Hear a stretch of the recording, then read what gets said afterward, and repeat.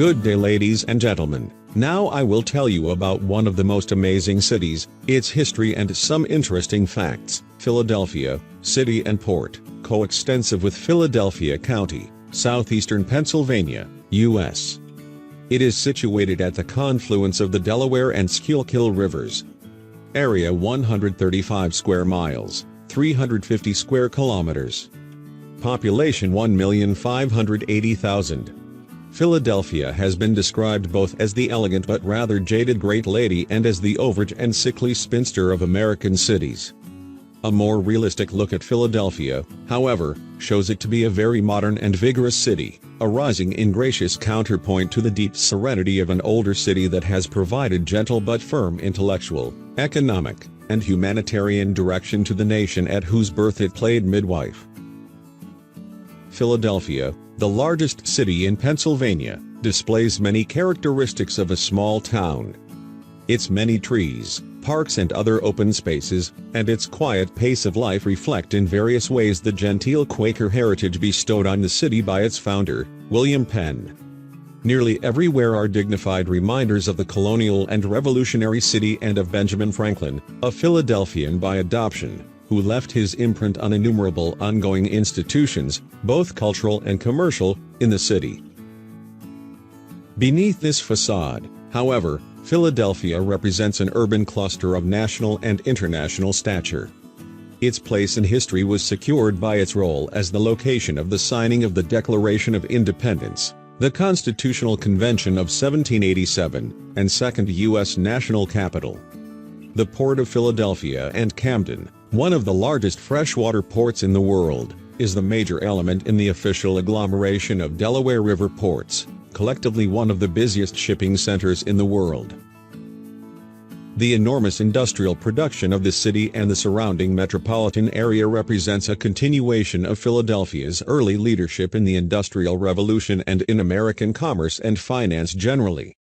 Lying in the midst of the vast urban community stretching down the eastern seaboard, Philadelphia is an integral part of the vibrant fabric of contemporary social and economic life as well as a tranquil oasis joining together the spirit of America, past and present.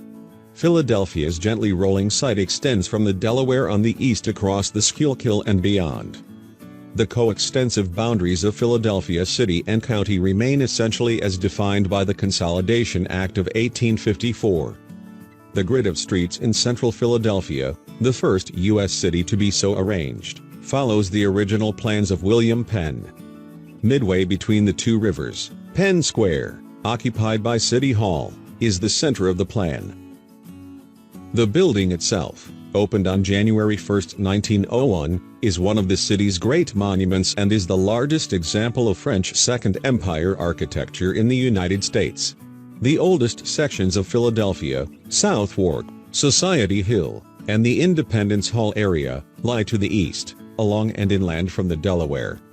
Southwark is the oldest, having been settled by Swedes in 1643. Those of its ancient and dilapidated houses that have escaped bulldozing for riverfront expressways resemble the edifices of Society Hill before its restoration began in the 1950s. This latter area contains some of the city's finest old houses, taverns, and churches, though some high-rise apartment buildings strike a dissonant note in the hearts of many Philadelphians. Independence National Historical Park, established in 1956 and designated a World Heritage Site in 1979, contains Independence Hall, where the Declaration of Independence and Constitution were created, and many other buildings used by the Revolutionary and early federal governments. In 2001, the Independence Visitor Center opened in the park, and in 2003, the new Liberty Bell Center was opened to house the famous bell. Nearby, Elfreth's Alley, dating from 1702, contains 33 houses that make up the oldest continuously inhabited street in the country. Included in the complex are Carpenter's Hall, site of the meeting of the First Continental Congress, and Philosophical Hall, home of the American Philosophical Society. Also nearby is the National Constitution Center, which was opened on July 4, 2003, to promote the better understanding of the U.S. Constitution.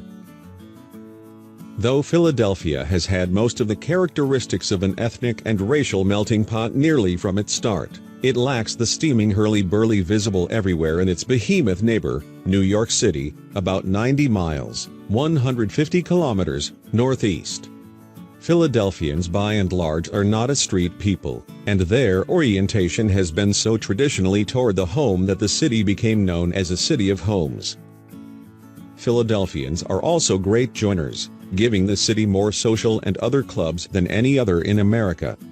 Many of these are based in ethnic neighborhoods, others are citywide, and still others serve the affluent mainliners, who reside in the plush suburbs that grew up in past centuries along the main line of the Pennsylvania Railroad, now Amtrak. Much of this tradition dates from Philadelphia's early years, from the beliefs and attitudes not only of the Quakers but also of such German Pietist sects as the Mennonites, who stressed personal religious experience rather than institutionalized formulations. A basic sobriety underlying these tenets led to many stringent laws that remain in both the city and state. On the other hand, these groups strove for tolerance in all matters. Pennsylvania was among the few colonies admitting Roman Catholics and Jews, and the Quakers long were leaders in seeking justice and the alleviation of inhumanity in racial and other human relations. Philadelphia still has innumerable small, endowed charities of Quaker origin to provide the poor with fuel or food, as well as one of the oldest and strongest municipal commissions on human relations. Philadelphia has been the focal point of one of the historically most important black communities in the nation. During the early national and antebellum periods, many black leaders came from or centered their activities in Philadelphia, and the free black community there was intensely involved in many efforts to abolish slavery, assist fugitive slaves, and advance the general social and economic well-being of blacks. In 1833, the American Anti-Slavery Society was organized in the city. Many of Philadelphia's business enterprises were established in the 1700s, but the city's economy has changed greatly. Such old and once dominant industries as textile mills met stiff competition from the South and from abroad. Industry was given a boost by World War II but began to decline later. Thousands of jobs were lost in the 1960s. Non-manufacturing and service industries, however, continue to increase employment and now dominate the economy. High-technology industries such as communications, computer software, and internet commerce became important in the late 20th century. Printing and publishing and food processing are major factors in the modern economy. Manufacturers include chemicals, industrial machinery, fabricated metal products, electronics, transportation equipment, scientific instruments, apparel, paper products, rubber and plastic products, and primary metals. A decline has been evident in the migration of both people and businesses from the city to the suburbs. The Valley Forge area, best known as a Revolutionary War historic site, has become a nest of business and industrial locations. Much of this relocation is under the sponsorship of the Philadelphia Industrial Development Corporation. One of the mainstays of the economy in Philadelphia and much of eastern Pennsylvania from before the birth of the nation was the Naval Yard, which employed tens of thousands of workers in its prime. Shipbuilding emerged as an important part of the economy in the late 18th century, and the Continental Congress commissioned 5 ships from Philadelphia during the Revolutionary War. A naval shipyard was opened in 1801 by an act of Congress of 1799, and the Philadelphia Naval Shipyard became one of the most important production sites for the Navy. During World War II, some 50 new ships were built there and hundreds more were repaired. Ship production continued over the next several decades, but the Navy's needs changed, and the duties of the yard gradually turned to repair and overhaul. In 1991, the Defense Base Closure Commission recommended that the shipyard be closed, and the yard received its final commission, which was completed in 1995. The yard closed in 1996. Efforts were made to keep the yard going even before it closed, and in 1997 an agreement was reached with a major Norwegian shipbuilder. From its early days until the 1850s, Philadelphia was the financial capital of the United States, but it lost this position to New York City. It was the birthplace of American banking, and the first building and loan association was founded there.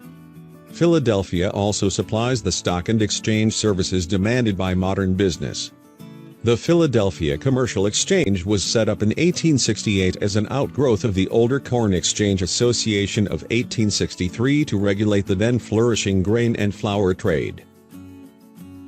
The Philadelphia Bourse was organized in 1891, and the Maritime Exchange was founded in 1875. Philadelphia has the oldest stock exchange, founded in 1790, in the United States. The Philadelphia-Baltimore-Washington Stock Exchange was joined by Pittsburgh in 1969 and in 1976 was renamed the Philadelphia Stock Exchange. A U.S. Mint is located within the city.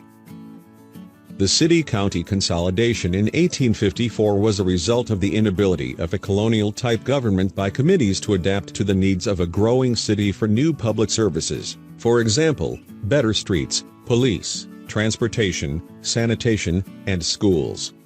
Ironically, Philadelphia had, in fact, led most cities in providing urban improvements, but they were too few and too slow, and the breakdown of law and order in the 1840s forced changes. Until the early 1950s, the standard type of U.S. city government prevailed in Philadelphia, comprising an elected mayor and a city council elected from among candidates presented by the political parties in the political divisions, or wards. As in other large cities, this form was subject to pressures for special favors, such as street railway franchises and public works contracts. Bribery and corruption were both inevitable and rampant. That's all for today. Subscribe to the Magic Cities channel and stay with us. Good luck.